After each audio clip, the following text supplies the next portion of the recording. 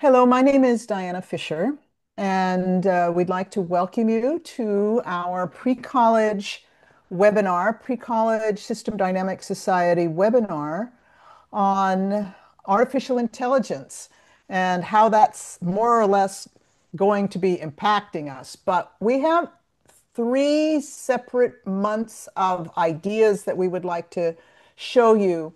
This particular presentation today is on the how it works, essentially how the AI works in co-model, which Davidson Girard is going to present. He created a very, very attractive and free causal loop diagram modeling software that contains AI.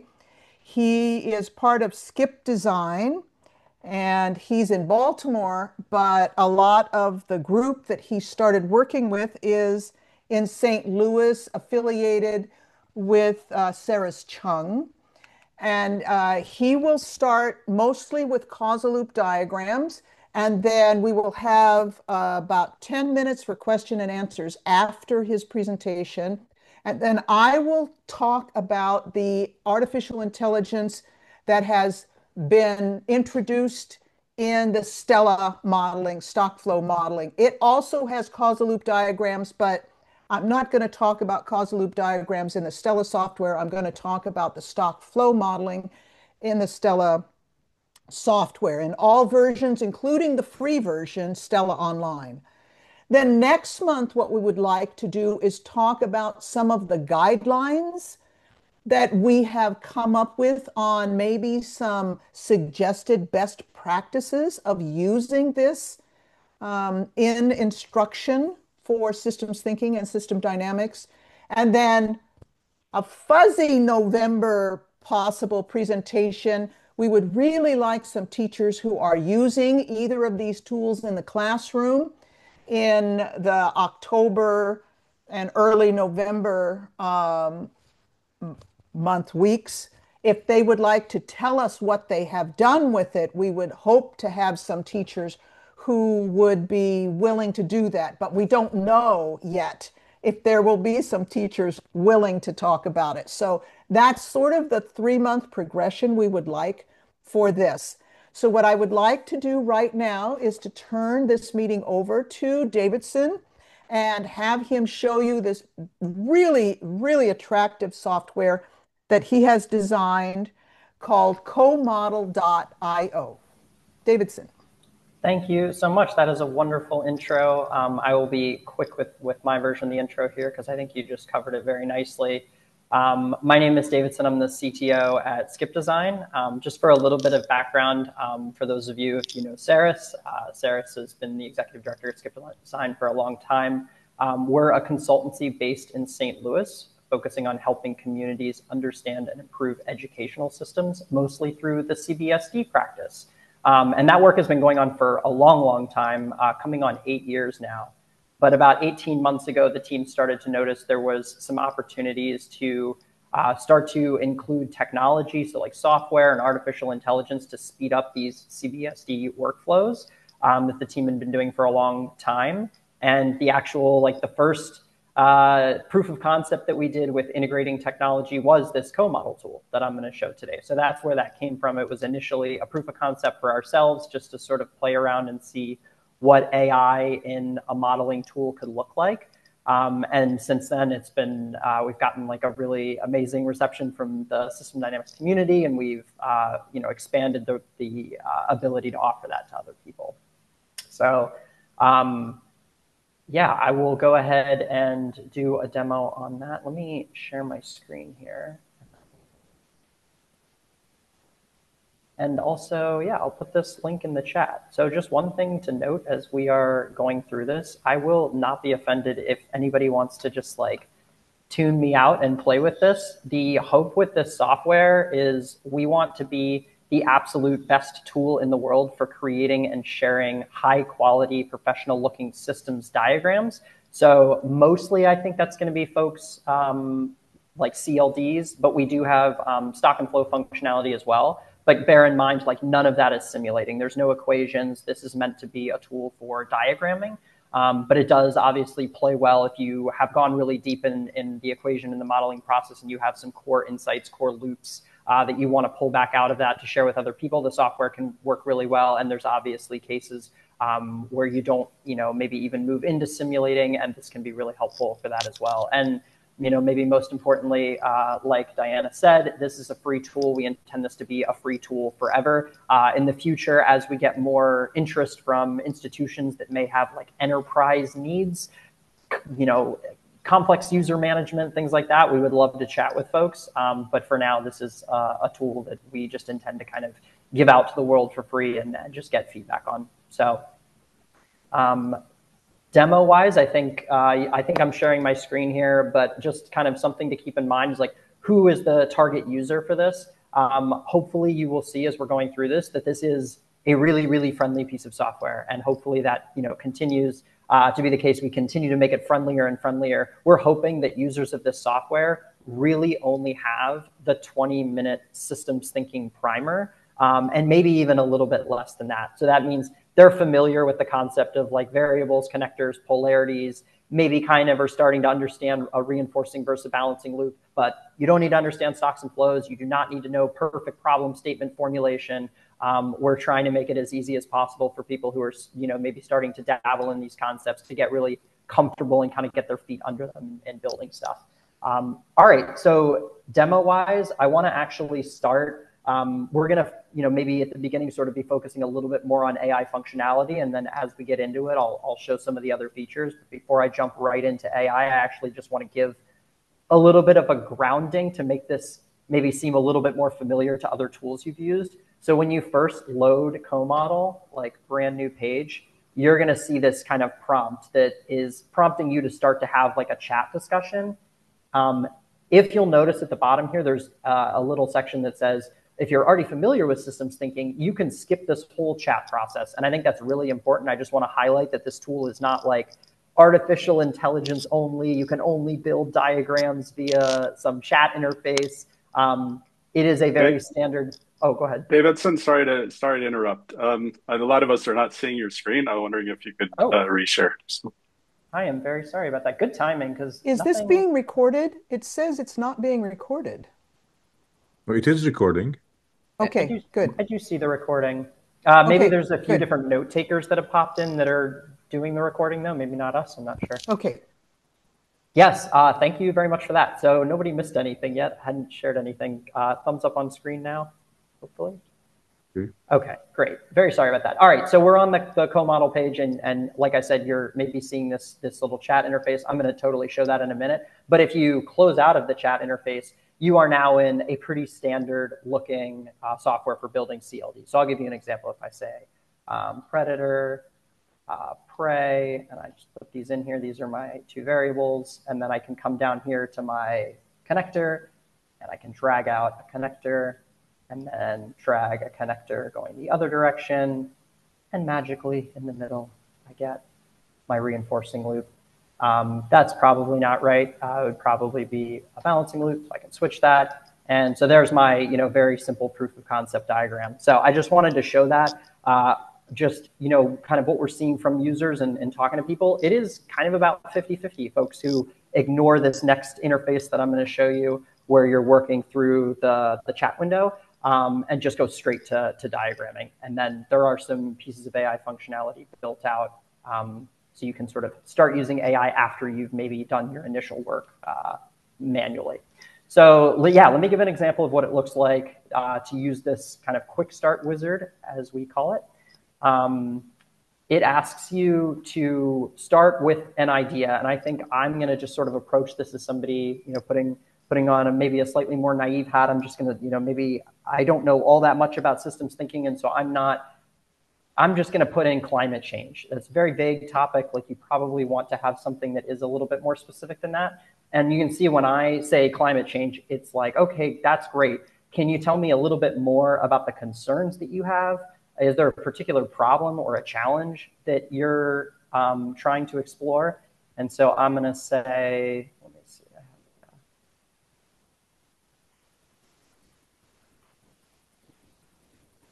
I'm going to give it a little bit more, sorry. I'll give it a little bit more. Yeah, I think that over time, we're seeing many more natural disasters due to climate change. And then it's taking that thought that I had and clarifying that into sort of more of a standard problem statement. The frequency of natural disasters is increasing over time due to climate change. Does that capture the main issue that you want to study? And I'll say, sure, that works. And then that's kind of section one. So this chatbot actually has two goals. Section one is move people from thinking vaguely about a system to what is your actual problem statement that you care about. Section two is now tell me things that you know and collect background knowledge from the user. And this section two, section one, I would say is not really optional. There's kind of nowhere to go if you don't want to play the game of figuring out your problem statement. Section two is totally optional. So I could come in here and say like, just, ignore the background knowledge. I don't know anything, use your own knowledge. But I actually do have something that I thought was interesting to focus on here, which is that I think global temperatures increasing is creating more conditions that sparks more fires, but like, I don't really understand how that's happening. So maybe you can add some more detail for me. So I throw that back at the bot. And so then it's doing this following process, which if folks have questions about how the AI is working under the hood, happy to explain all of this. But what it's doing is it's going to create a draft model for me. And I just want to highlight, and Sarah is here, which is amazing. We have the Beams initiative, which is kind of been the host of all of this AI technology. So we initially in Co-Model, 18 months ago, created a little proof of concept with some interactions with OpenAI, LLMs, and then partnered with Billy at Stella and Sarah at University of Buffalo to kind of build this into a community initiative. And some of you may have heard of this already. I'm sure there's lots of links that we can share if you're interested in getting involved. But like all of the AI that you are seeing, this is not just baked into Co-Model. This is available as a tool that the community can lean on. So if you are even building your own, AI-assisted system dynamics product, you would have the ability to use all of the stuff that you've seen in your own software tools if you were building them. And Sarah, yeah, feel free to throw some stuff in the chat if you want to help people get in touch with that initiative. So you can see it went ahead and built some stuff here, and I think this is going to be the big challenge for the community over the next coming months is kind of what do you do now? And at least from my perspective, so I look at this model and I think, okay, my first job here is to like understand what the AI has created and take ownership over this. Like, thank you so much for going and creating this thing for me. I no longer have a quote blank page to stare at. I've got some ideas that have been built. But now it is super, super important that I take ownership over this thing. And I think, just as kind of a simple thing, just to start, I'm just literally going to drag stuff around and just make it easier for me to see. And as I'm doing that, maybe I'm starting to notice some things. So I've got global temperature, evaporation rate, soil moisture. So for me, I think that's maybe that's a little bit more complicated than it needs to be. So I'm just going to kind of remove those. I'm also noticing that there are no loops in here, which is definitely a problem. That's, can't have a system without loops. So that's something that I definitely want to fix. Lightning and human activity doesn't feel especially relevant to me, so I'm going to get rid of that. And you'll see, again, this is just like standard, it's just a standard systems tool. There's nothing, this is just me editing things as I see fit. Yeah, I think ultimately the natural disaster frequency, let me click my connector here. Natural disaster frequency is going to increase the global temperature. And you can see when I do that, now all of a sudden I've got some loops, which is great. I think I'll remove this one. That seems a little bit unnecessary. And yeah, I think maybe just to simplify a little bit more even, I will draw that here and just kind of boil this down into a single reinforcing loop structure. So I went ahead and I did that, but I want to show, so that was kind of an example of, again, like you need to own this thing. These are your models. Hopefully the AI can help you, but this is not, sort of an autocomplete and then submit sort of process. And so that's just showing like, how you can take over the steering wheel, so to speak. But I'll actually demo, so you can see on the sidebar here, the problem statement that we picked through the wizard process has been auto-populated under problem statement. The knowledge that we handed to the AI has been added to the knowledge section. And now at the bottom, there's this ability to chat with the model as you're going. So what I'm going to say is, I'm going to ask it to add the concept of greenhouse gases or climate change itself into the mix. And so there's going to be a few different modes to this chat that I'll show. This first one is like requesting a change be made of the model. And you can see when I did that, it went ahead and added greenhouse gas concentration. And I think I'm, just to keep this simple, I think I'm just going to throw that right in there like that. That was an excellent addition. I think that makes sense to me. And then I'm going to ask it this next. So that was an example of talking to the AI and having the AI actually make a change to your model. And then this next example that I want to show is, what if you just want to talk to your model, but not actually make changes? So here I'm just asking a question. And so it's thinking about that, and we'll see, maybe it'll think it needs to make a change here, but I intended this as a discussion. Yeah. So you can see the icon is a little bit different this time. So with the previous one, I had a wrench icon, which means a change was made. It added that greenhouse gas concentration. With this one, this is just a chat. So I asked for some ideas about how an individual can combat climate change. And I'm just reading through these now. There's individual things people can do with their home. There's reducing, car travel, public transportation. Maybe there's dietary changes. And I really like those. So I'm going to say, I'm going to add those back into another kind of specific request to add to the model, which is that as fires increase or natural disaster frequency increases, people will become more aware of global warming and then want to make changes to their diet and transportation to reduce their carbon footprint. And so I'm just kind of throwing that idea in here, and we will see what it thinks about that. Sorry, I have not been monitoring the chat. I hope, Diana, feel free to interrupt me if anybody has anything that would fit well into this time. If not, we do have questions at the end, for sure. All right, so it added some stuff here. Let's see what we got. We have our wildfire likeliness. Okay, I think that's pretty good. I actually maybe want to draw this from the natural disaster frequency, switching to public awareness of global warming. And then, at least for me, I actually want to highlight that diet and transportation are separate.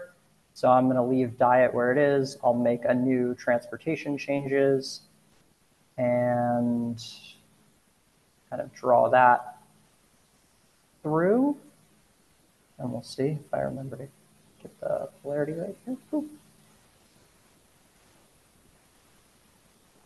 This is a little bit of a messy diagram. I'm not going to spend too much time cleaning it up too much, but I've got my, let's see, a balancing loop for diet. Wonderful. It thinks my transportation changes as a reinforcing loop, which is definitely not correct. So natural disaster frequency, public awareness, more transportation changes, and then hopefully a decrease in global temperature. So now you can see my, and as I'm clicking these, it's sort of highlighting the loop that it's involved in. So I've got my transportation changes loop and my diet change loop. And I'm going to go back to the AI one more time, and I'm going to say, Davidson? Yes. Kim Castens has a question. What is the causal mechanism you have in mind for natural disaster frequency influencing global temperature? Sorry, it's an older question. I didn't see it until later. Oh, that's all good. I think it is, maybe I don't have that one anymore. It's through the greenhouse gas concentration. Right. Cool. But I guess I would say also, like, I certainly am no expert in this space. This is sort of a toy example. I wouldn't necessarily put too much stock in what I'm I'm showing. the person who asked that question. And natural disaster frequency to me includes, flooding and hurricane damage and other things that that don't feed into global temperature. So I agree with I you. found that to be a very odd influence when you first drew it. And connecting it to greenhouse gas concentration didn't really help. Whereas if you went straight from wildfire likelihood, that actually does put greenhouse gases into the atmosphere. So I just thought that was a pretty indefensible influence that you had drawn. Perfect. All right, this is a great time to, I'm going to jump around a little bit here. This is the core point of the tool. So I am obviously no systems expert. My background is in software engineering. And I would like to just show that is exactly the point of co-model, is that you should be working with people to build stuff. So what I just did here was I actually pressed the save button and built the model. And now this is publicly available to everyone. So if anyone has a phone right now, and if you want to scan that QR code, you can. I am also going to take a link to this and put it in the chat. And anybody who would like to come in and make changes to make the model more defensible, I would be super thrilled to see that. You'll see as people jump in here, if anybody wants to take advantage of that, there will kind of be additional cursors. So it actually functions a little bit like a Google Drive document, if you've used that before, where there's like multiple cursors and you can see people as they're editing. So yeah, Kim, if you're interested, if you're willing to log in and make that change, I completely agree with everything you're saying. I think that would make the model much, much stronger. And yeah, I'll sort of continue on the demo, but that sort of saving and working together functionality is essentially the core of the software, in my opinion. So I'm going to go back actually to the AI assistant here, and I'm going to just ask like, hi, or I've got a few loops added. Can you suggest some pithy labels for them? And so this is just showing that the AI does have kind of context for all of the loops in the system. So it sees that I've got an R1, a B1, and a B2 loop, and then it's suggested some ideas for each of these, and I'll just throw those in there as labels. And my B1 loop, I'm going to leave the word loop off because that feels a little bit unnecessary to me. Awareness-driven diet. Migration, they're not the best loop labels, but they'll work. Changes, public changes to transportation. So there it is. And I'm just going to show one more thing, and then I would love to get to questions. And if anybody wants to log in, we can play around with it a little bit together. So this is just showing kind of how co-model maybe fits into the broader system dynamics software ecosystem. One, again, like I said, being able to share this model with anybody. This URL is publicly available. If you don't log in, you'll just see the diagram, in kind of a read-only mode. If you log in, you'll also be able to edit it. There is a download functionality, which downloads an XML file, which can be imported into Stella and Bensum, which is, again, just standard. It'll just hit your downloads folder, and then you can use whatever desktop software you're accustomed to using. There'll be an image download, and then I want to very quickly demo here. This was a use case that was really important for us, which was building slides to be able to communicate our models to folks. And so I'm going to show kind of hopefully how easy it is here to quickly, unfold the loop structures that you have built to be able to build slide decks to discuss them with people. So if I press this copy button here and then come over to my blank presentation, it's added that loop, and then I can continue here by copying the next B1 loop.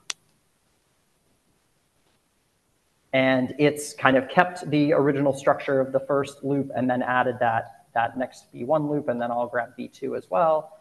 And I think this probably could have been unfolded more neatly, like have the reinforcing loop be a little bit tighter. But now you can see as I share my screen, they're all like perfectly lined up. And for each of these, I can kind of like flip through and, add additional notes, commentary, whatever, if I was giving this presentation to folks. So looks like we have a few people who logged in, which is great. So I will, I'll turn it over to the group for questions at this point, and maybe stop sharing my screen, but anybody who wants to log in, feel free.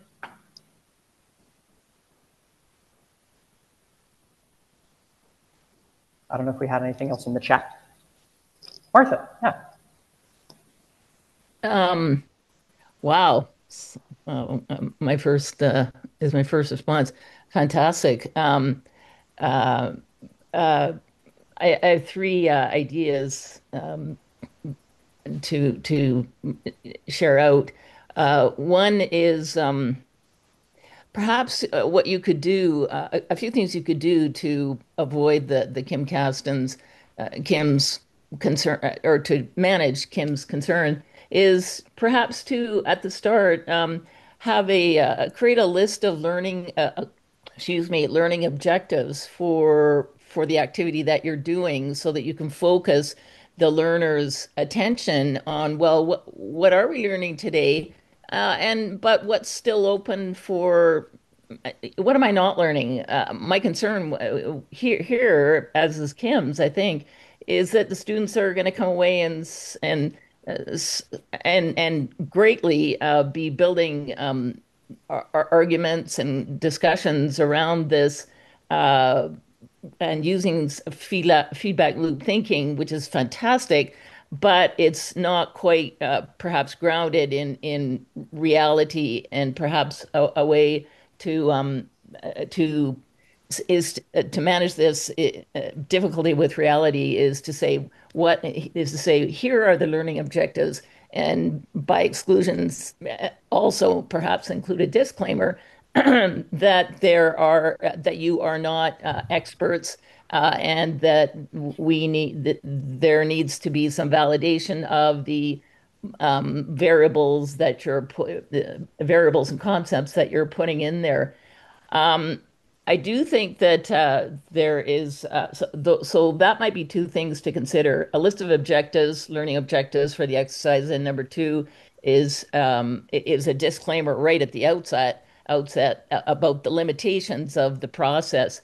But I do think one way to really get at the business of how do we do what Kim wants everyone to do, and which is so incredibly important to ground systems thinking in reality, is to introduce and I don't know if it's in the systems thinking primer, actually, the 20-minute, you talked about a 20-minute, pre-reading.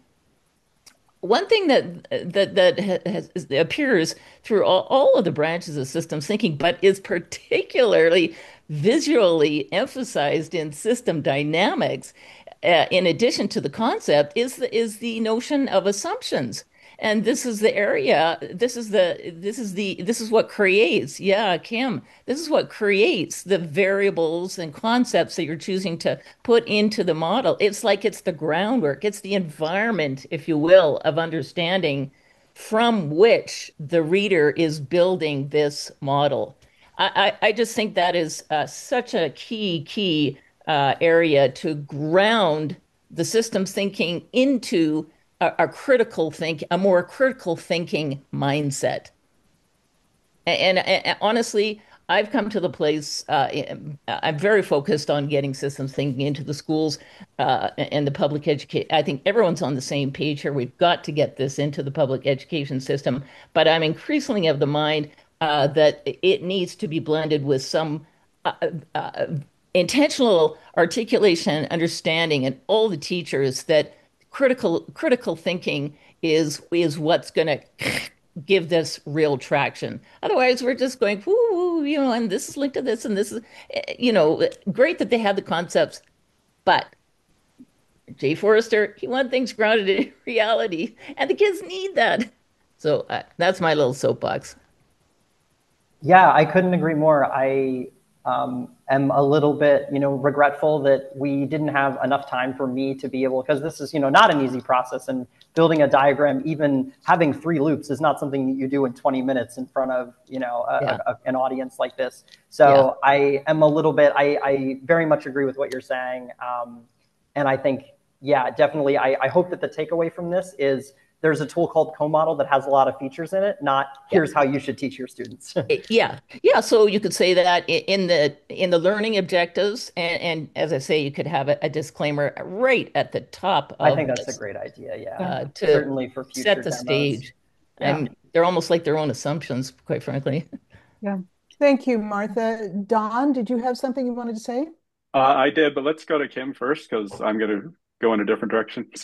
Thank you. Okay. Martha, Kim? you expressed my concern in a much more generalized and generalizable way rather than I was objecting to a particular link. But you've put it in terms of a much larger problem. And I agree about the importance of the much larger problem about students drawing links that actually don't have any connection in reality. So I had a National Science Foundation um, funded education project with a cognitive science researcher, and we looked at students' causal loop diagrams, and especially among undergraduates, they would draw things that looked really, really nice. They had arrows, they had S's or O's or pluses or minuses, and they looked really nice. But when you actually scrutinized individual links, they didn't actually match the stimulus that they were given to work from, which in that case was a short little paragraph. They didn't make any sense. And what we found as protective mechanisms was basically to have the students ask themselves or their group partners about each link. What is my mechanism? What is the mechanism by which I think that a change in A is going to cause a change in B? And what is the empirical data? So what is my plausible mechanism by which a change in A should cause a change in B in the real world? And do I have empirical data or empirical observations showing that when A changes, that B tends to change in the way that I have shown it is changing? And we tell students, you don't have to have both. Sometimes you only have a mechanism and sometimes you only have empirical data. Ideally, you want to have both. You're striving towards both. If you don't have both, you want to go out and make more observations in the real world. But I really like this tool. I think it's very cool. I'm looking forward to playing with it. But I do think that there is a real danger that students will be able to make beautiful diagrams that are completely divorced from the actual world. Yeah, Thank you, Kim. Very quickly share my screen again. And I think this is likely to be a little bit more, hopefully this is more of a pitch for joining Beams and working with Sarah and actually working with the educational group that we're building. But as you were saying that, I went into the chat box that we have here and I put a message that was like, I want you to go through each of my connectors and help me understand what has empirical evidence and what doesn't. I think this did not a great job of that. But this is absolutely something that we are looking at is, wanting to work with educators and work with people who the pedagogy, this is a process that has been, in place for a long time, and being able to extract that knowledge out and make that really, really accessible for students because, people working on this stuff may not always have access to somebody who has that ability to check them. But there's no reason why a software like this or a software like Stella couldn't be kind of nudging students to be more rigorous and think about methodological and empirical evidence for the connectors they're putting in. So anyway, I again just love everything you're saying. This is the hopefully I'm showing you the version 0.5 and the version 1 to kind of has that feedback that you're giving us. Thank you. So Don, is your question short? It is very short. Yeah. Okay. Go ahead. So just noticing you have the little TL Draw logo down at the bottom. And I was curious, just from a technical side, I've been exploring a lot of tools that seem to have a common foundation in TL Draw. So the computer TL Draw and Obsidian plugins and things like that. Do you envision this being more portable and being able to play in other environments or work with other tools? Or? That's an amazing question. Nobody has asked that yet. I would say no, it's not on our direct roadmap to, like, Obsidian's a great example. Like, I use that personally. I hadn't sort of considered that there might be users who have some crossover between systems thinking and that tool. Yeah, let me put my email in the chat. I'm super open to ideas. I wouldn't say that we have anything on the direct roadmap, but you're right. We have picked like pretty portable web-based technology. So I think there are options there. Okay, thank you. Go ahead. There are two questions in the chat, but I would like to get to the second presentation and hold off on the questions in the chat until after the second presentation, if you don't mind, since we only have 25 minutes left for the hour. We will extend it for questions, but I would like to get to the second presentation, if you don't mind. Okay, especially since the second presentation is mine. My name is Diana Fisher, and I taught high school students to build system dynamic stock flow models for 20 years. And I have been affiliated with Sarah Metcalf's and Billy Schoenberg's using AI in system dynamics in education. And through some of that work and my own experimentation, I have put together something to show you now what is in Stella for artificial intelligence virtual assistants. And it is also in the free Stella Online software. So I'm going to share my screen. I am not going to do a live model building scenario. Can you see my screen? Okay, good. But you will be able to go back in the recording and follow these steps if you're interested in trying them on your own. Using AI to build small stock flow models. The virtual assistant in Stella will allow you to build stock flow models from a description, but there are multiple assistants in Stella that allow you different ways to assist you in building models. Oops, I don't know what I did. There we go. There is a build qualitative virtual assistant to translate a text to, oh, that should not say qualitative. That should say quantitative. I don't know why I didn't catch that. There is a build virtual assistant that allows you to take a text description and translate it to a stock flow model. You can use it for a very small model at the beginning, but then you can also use it to add detail to that small model. And then there is a subcategory under build, which is the mentor, and you can use the mentor to analyze your model and add missing detail. And I'm going to show you an example of that. There is a discuss. So we have a build and we have a discuss. And the discuss is called Selden after the foundation, Harry Selden, the foundation science fiction trilogy by Isaac Asimov. It's a virtual assistant with online help, asks questions. The mentor asks questions. You can ask questions about potential stocks that you are asking.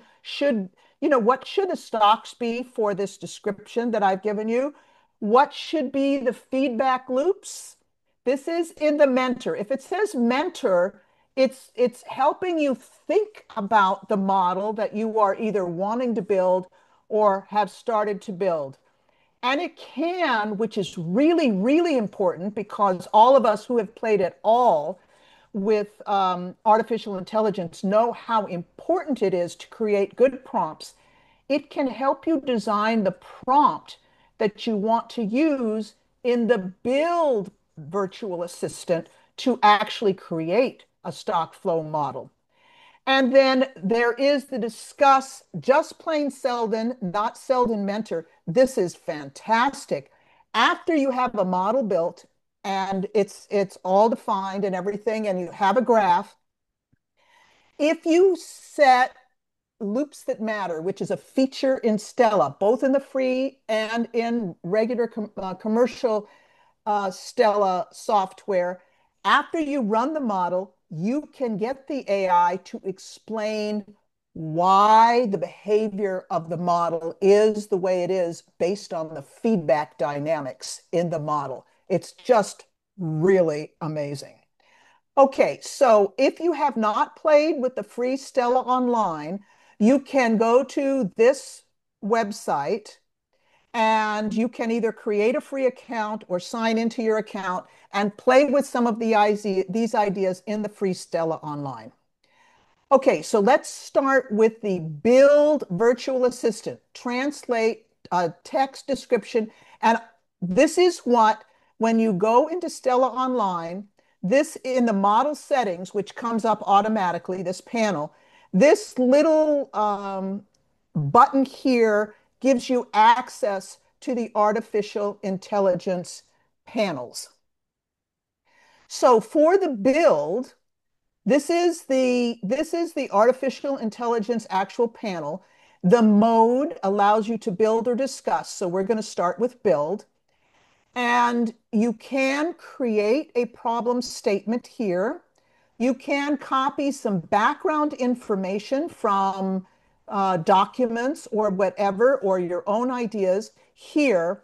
But your prompt, you type in here. And when you submit, now at this point in time, IC Systems is allowing you free access. I think it's to Gemini Pro 2.5. And when you submit, you'll have to wait a little bit for the AI to think about what you've given it, and then it will actually put your model stock flow on the screen, and it will give you the reasoning that it used based on the information that you have given it here. And this AI reasoning and your prompt are stored with the model. So when you go back, it will keep a sequential list of everything that you've done with artificial intelligence in the model itself. Okay, so let's do a baby model, a simple bank account model using the build and quantitative AI. For example, I want you to create a system dynamic simulation of a checking account which has $1,000 in it, earning an annual interest rate of 5% compounded monthly. I would like you to have a monthly deposit also of $2,000. That's all I gave it. I did not give it a problem description, no background information. This was the prompt. I was in build and quantitative. And this is what was produced. This scrunched up little stock flow diagram, which it always kind of comes scrunched up and you have to spread it out. And when I spread it out, this is what I got. So I have a checking account balance. I have deposits as an inflow. I have interest as an inflow. The annual interest rate was automatically changed to a monthly interest rate since I asked it to do this compounded monthly. And it gives you the diagram was created correctly. Now, this is the baby model. And it gives you automatically link polarity, it gives you automatically units, and it automatically documents every icon in the model, which I could never get my students to do. I could never get them to document. Polarity and units, I was kind of a Nazi about that, but I could never get them. So this is really very nice. You go, I checked it, everything was just exactly the way I wanted. But that wasn't enough. Oh, sorry. This was the AI reasoning. It told me this was my prompt, and it said the model now simulates, et cetera, and it explains the reason for the link polarity on each of the links. So, and this is stored with the model. But then I said, I want you to create a system. I wish I would have had this come on second, but oh well. I want you to create a system dynamic simulation that extends the previous one, send 10% of the amount of the checking account to savings. The savings account earns 10% annual interest compounded monthly. I'm saving to purchase a car, add a car account, and have 5% of savings transferred to the car account each month.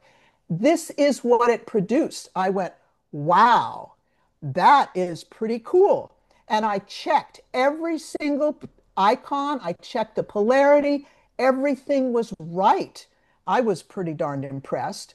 It gave me this kind of an output, which seemed okay. The checking account balance is increasing at the beginning. Eventually, the interest earned and the deposits match what's coming out, so it reaches a stability. That seems okay. The savings account is going up for a while and starting to level off because it's got an outflow here to the car. The car just keeps going and going and going and going up and up. I could buy, a Lamborghini, I guess, if I cared, eventually. When spread out, the diagram was correctly started savings and car at 0, but I noticed it had a missing interest rate. If this is a balance in a bank, the car account should have an interest rate. I didn't say anything, but it's missing in this problem. So then what I did, I think there might be some, now I am going to quantitative mentor. This is still in build, quantitative. I think there are some mistakes in this model. Can you look at the model and fix the mistakes? And what I was hoping is that it would add an interest inflow here. What it added was, so how expensive is the car you're trying to save for? Let's put a goal on this and see how quickly you're getting toward that goal and quit sending money to the car account once you've reached that goal. I thought, whoa, I hadn't thought about that. That's a really good correction. I like that. And what happens is now my car account is leveling off when I reach the goal. I like that. I expected to add an interest inflow, which I knew was a mistake. Instead, it added a car purchase goal and cutting off transfer of money when I've reached it.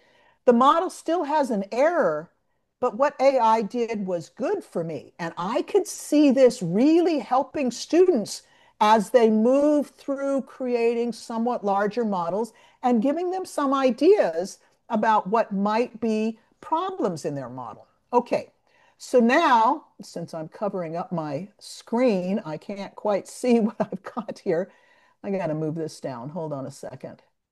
Oh, uh, quantitative manner, the explanation to address your request for closing feedback loop. This is what the AI gave me as an explanation in that last part.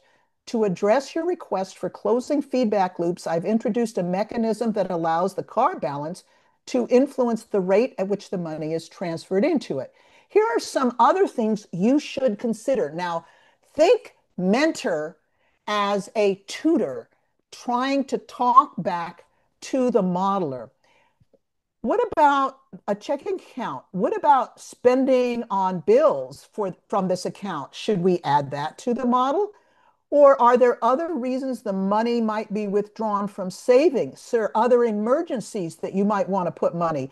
What about what happens once the car purchase goal is reached? That was actually addressed.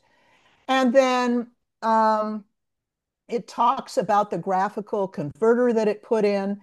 And then it talks about, let me see here, your model focuses on saving for a car. Do you have other significant financial?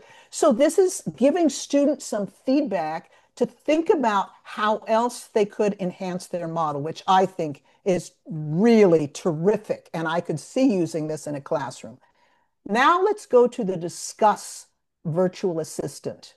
All right, decide the type of stocks or the feedback, and then help in designing a stock flow model. So this is the same artificial intelligence panel, but now I'm choosing discuss instead of build. And the assistant here, there's Selden, and you can choose, it's a drop down, you can choose Selden Mentor. Now, I did not do the description.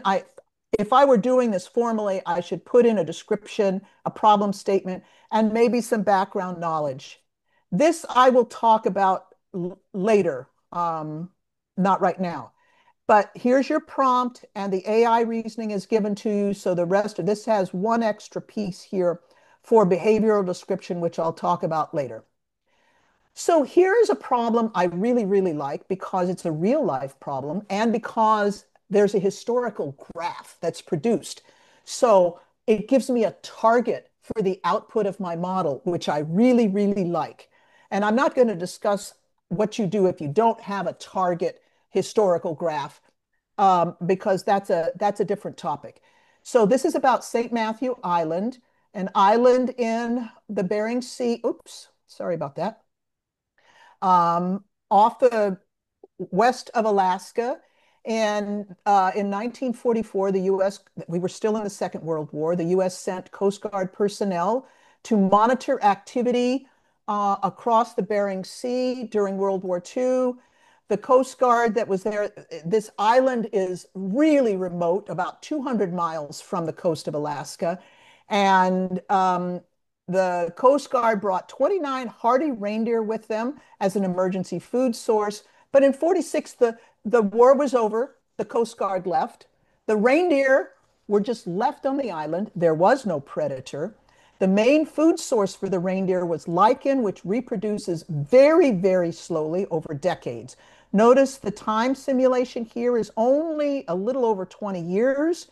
So the lichen would not probably reproduce very quickly or at all enough for the growing reindeer population.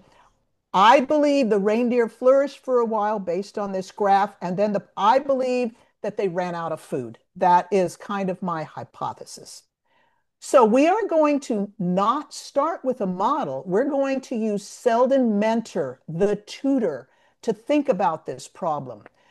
I put in the background knowledge, the description from the previous slide. Can you suggest some stocks and some feedback loops that I should consider? And then this is what Selden Mentor gave me. Well, what are the key quantities that accumulate or deplete? And what are the processes that would cause them to increase or decrease? So that's helping the student think about what's the stock and what are the flows. How might an increase in reindeer population eventually lead to further increase in reindeer population? This would represent a reinforcing loop, et cetera, et cetera. It puts a lot of information in. Can you identify a feedback loop that specifically captures the flourish for a while until they ran out of food? So this is just to get the student thinking. So then, still in Selden Mentor, I think the stocks would be reindeer and vegetation. The reindeer probably increased by births and decreased by deaths, but the deaths might change over time as the vegetation decreases. I think the vegetation stock should only have an outflow, consumption by reindeer, and no inflow because it's not reproducing fast enough in the 22-year time span for this model. And so, regarding the population, you mentioned deaths might change it. This is a crucial insight. What are the mechanisms that you think would link the vegetation and the death rate? Regarding your vegetation stock, you stated that it would have no inflow because this is a specific assumption. Can you really elaborate on that? Connecting that you've already started well, you have a key identifying feedback loop. And so then I thought, well, now I'm still in Selden Mentor. I said, I assume the vegetation will not regenerate, just to keep things simple. I also assume the vegetation is just influencing the death to keep the model simple. I think the amount of reindeer, that is, the vegetation per reindeer is 1 unit at the beginning simulation. If it becomes lower than that, I think the death fraction should increase. I think I need a dimensionless multiplier to compare the current vegetation per reindeer to the normal amount that they eat.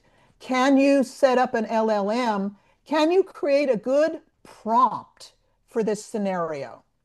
Okay, and so it gives me a lot of detail, and I cannot even begin to put all of the information here that it gave me in this particular analysis. But what I did is I went back to build, I went back to quantitative, and I typed in the prompt that was just recommended to me by AI, and it gave me this model, which is actually pretty darn good just looking at it. But I do notice that there's a little yellow warning symbol here, so it didn't quite know how to set up the death rate multiplier from vegetation. And this will almost always happen. It's the AI is not good at setting up dimensionless multipliers. So these are the things I actually had to fix. I fixed the dimensionless multiplier. I made the vegetation stock larger because it wasn't giving me, I didn't tell a starting value, it wasn't giving me enough reindeer growth. I had to increase the birth rate. I changed the vegetation multiplier. It gave me a double division, so it was more complicated definition than I wanted. This was more complicated, and I changed the consumption. I had to check. You have to look at every single piece of the model to make sure each piece makes sense. However, the vegetation stock became negative after a few years, so I asked Quantitative Mentor to help me fix that problem. And what it did was it added a first order control to stop the vegetation consumption when vegetation became zero, which I thought, oh, that's great. I love it. That's the piece it added.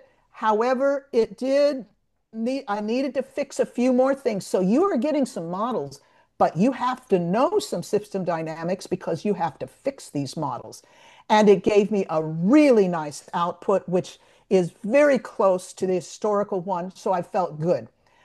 Now, if I run that model in Discuss with Selden turned on and with loops that matter turned on, and I can't explain what loops that matter do, but it does an analysis of your model and identifies all the feedback loops and the type they are and which is dominant at which times. So I copied the data. I set up a table with the stock information in it, got numerical, and I copied that into the behavioral description part. So it had loops that matter turned on and this data from the run. And can you explain using the feedback loops the reason for the graphical behavior of the reindeer and vegetation? And oh my gosh, it gave me all kinds of detail. And this is just a one sentence at just a title of the summary of what was dominant when, why things collapsed. It's very verbose. This is just amazing to explain.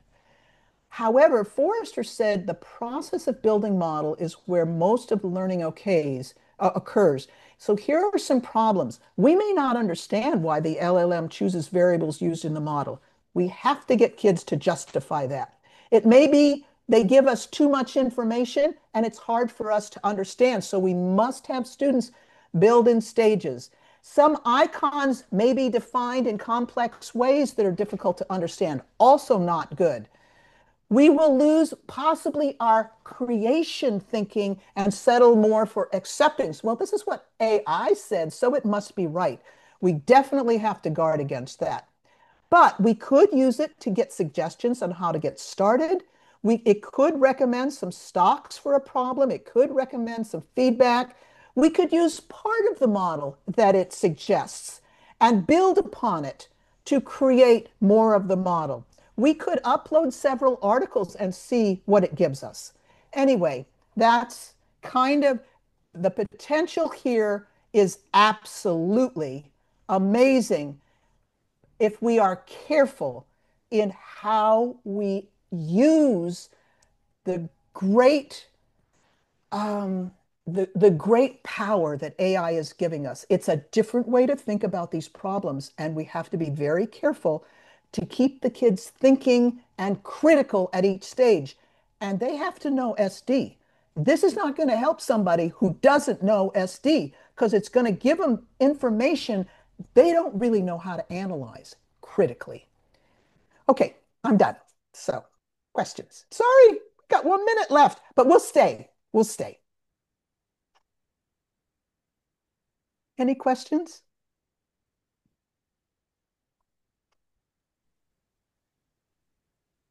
Okay, Martha? This is just a bit of a fact check, and it's only because I spent a couple of years floating the J-Forces Seminar Series into the series of mini courses and looked at it a zillion times over.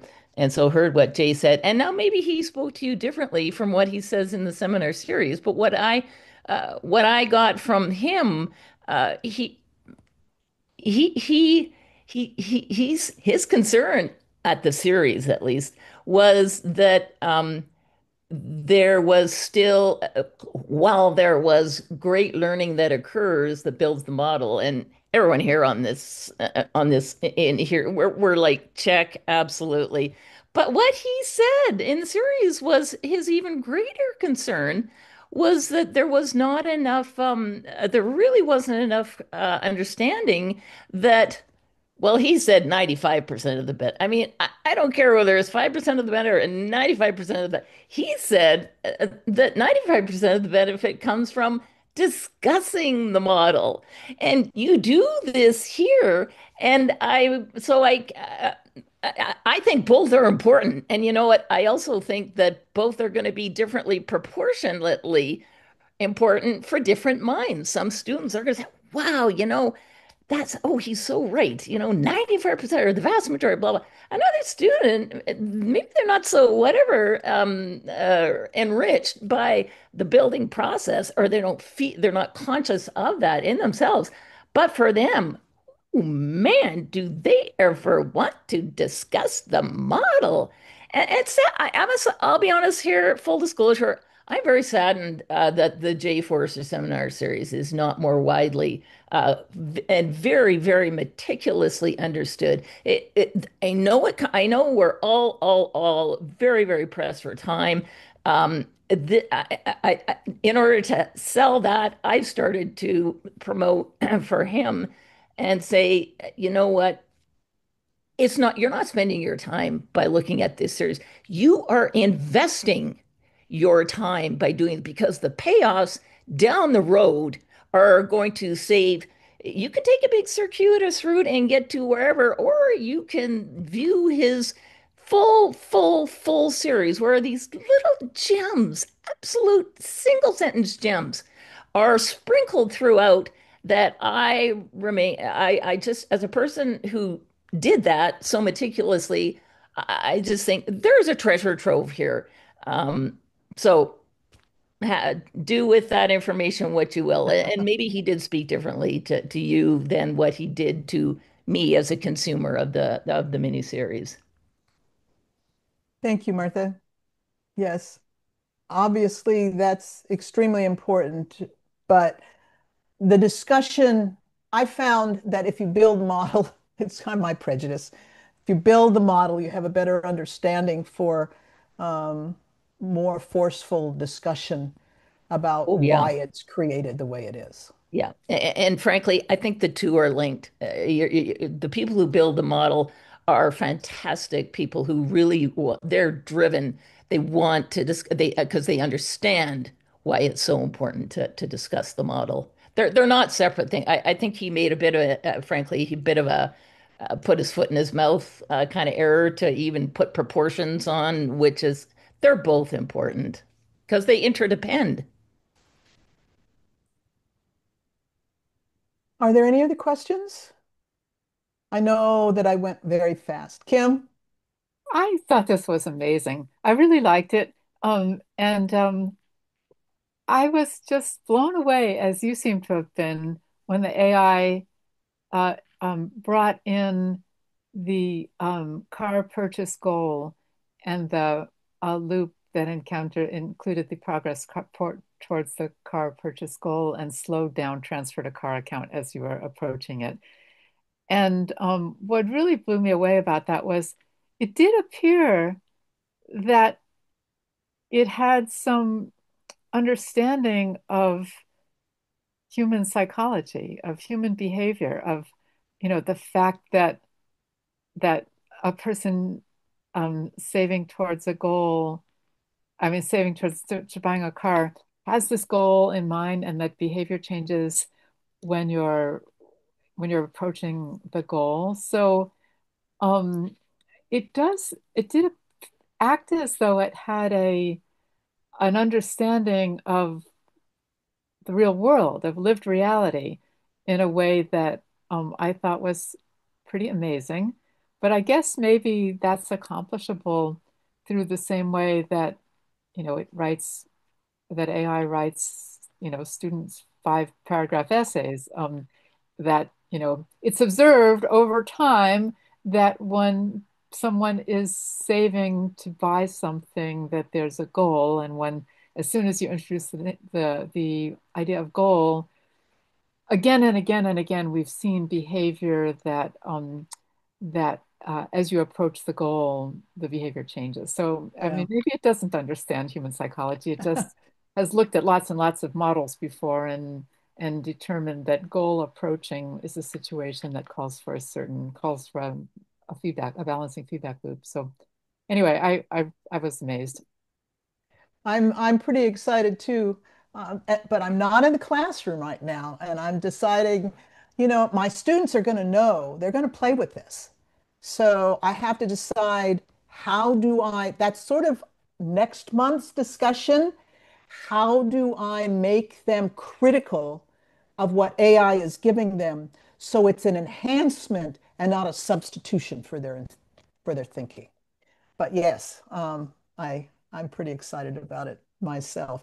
And Billy added, based on some feedback he got from some teachers, he added the mentor piece second after the build piece. And I'm really glad to have the mentor questioning the user at different points in the model building for them to think about what they're doing and what they might want to include and what they might not want to include. But anyway, any other questions? Martha? Just some quick information and absolute complete 1,000% support, Kim, for for your comment about the goals. In fact, there's a great book called GRASP, GRASP, and that's an acronym for the author Chris Griffiths uses to summarize. It's essentially about problem statement, problem solving, how we do it, and he's a systems thinker, but he's pre sort of system dynamics. But this gentleman, I can't recommend this book enough. In fact, I gave it to the couple of graduate students because system dynamics is all about problem statement and problem solving. He in this book he emphasizes we can do all the problem solving we want to do, but unless we have a goal, we're not going to know the relevance of why we're doing all this problem statement development to begin with. This is the man who he does a lot of. He's a British fellow, has done a lot of United Nations work, helping them with problem solving. But this was several before system dynamics came on the scene. But he is a clearly systems thinker in this book, and he's got great methods for stepping people through as systems thinkers, just as people who are using quietly systems thinking to organize their thinking about problem solving. He's the man actually who enabled Tony Buzan. Remember mind mapping? When mind mapping came out as a visual thing, the radiant thinking, he's the brains behind that. So he's no slouch, this man. And for a layperson introduction to how to think systematically about problems, problem statements, and problem solving, and why we need to have goals, I highly recommend this. I really, really recommend this book. Very, very. It's a layperson's guide. It sort of sets up big picture thinking for why another huge strength and foundation of system dynamics. So the book's called Grasp, and his name is Chris Griffiths. Thank you. Yeah. I'm trying to look in the chat to see more questions. Um, there's a question for you, Davidson. When copying the loop to the slide, could you ungroup it so all parts remain independent objects? I did answer that, and I Oh, think maybe the okay. person who asked it left. I tried to answer it in the Okay. chat just briefly for anybody who's curious. Right now, no, when you export images from CoModel, you're exporting the entire loop. However, we have heard people are like, generally, I want to export loop by loop, but also sometimes you do want to call out those individual relationships, especially when you're maybe building your first loop to sort of set the story. So, more than happy to keep getting feedback. I could see us doing a more advanced export, in the next months or years. Any other questions? I think I went too fast and people are a little bit overwhelmed with the AI part of stocks and flows, but it's pretty exciting to me. Um, let's see. Another question for you, Davidson. Oh, What is the yeah. uptake of co-model with different communities? Is traction higher than expected or lower? Certainly higher than expected because we just built the tool for ourselves. And then Sarah's just posted on LinkedIn, like, hey, we have this tool, and people started logging in and using it. And I was like, oh, God, we got a lot of changes to make this publicly available. So, yeah, I've been very surprised that, pleasantly surprised that people have been as interested in using this as they are.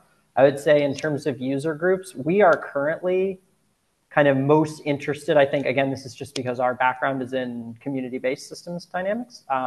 So kind of thinking of maybe 2 user groups over the next, couple months that we're going to be focusing on and trying to enrich features for specifically are folks doing group model building sessions. So really leaning on that, potentially having multiple cursors, being able to share files after these sessions, have people work on them on their own and then come back together.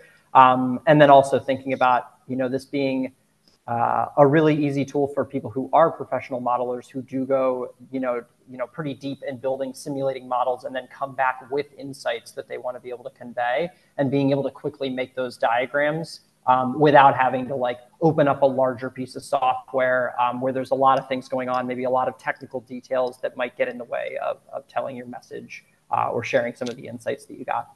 So yeah, it's a great question. And like I said, my email, is in the chat if anybody has any feedback on CoModel or wants to chat about how they can use it for their organization, for themselves, for their students, I would be thrilled to hear from them.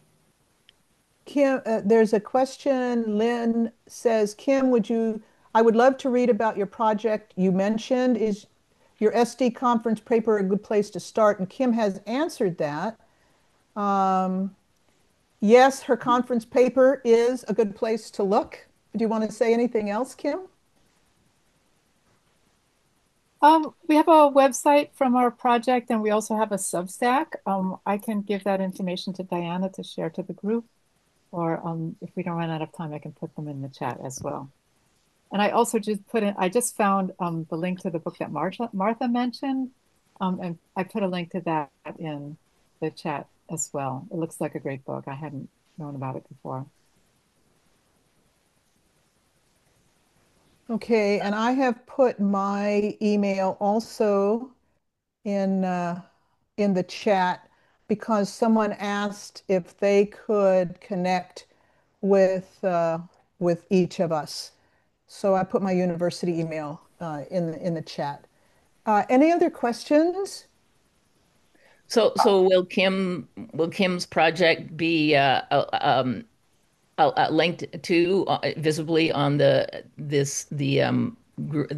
pre-college education site? I don't think so, but I think she has put information in the chat. So copy the chat. Yeah. Thank you. Did you? I think you did. Did you, I don't see Kim? it. I'm doing it right now. So Okay. the So website then is you can on copy the chat. Teach the Earth. And the Thank you.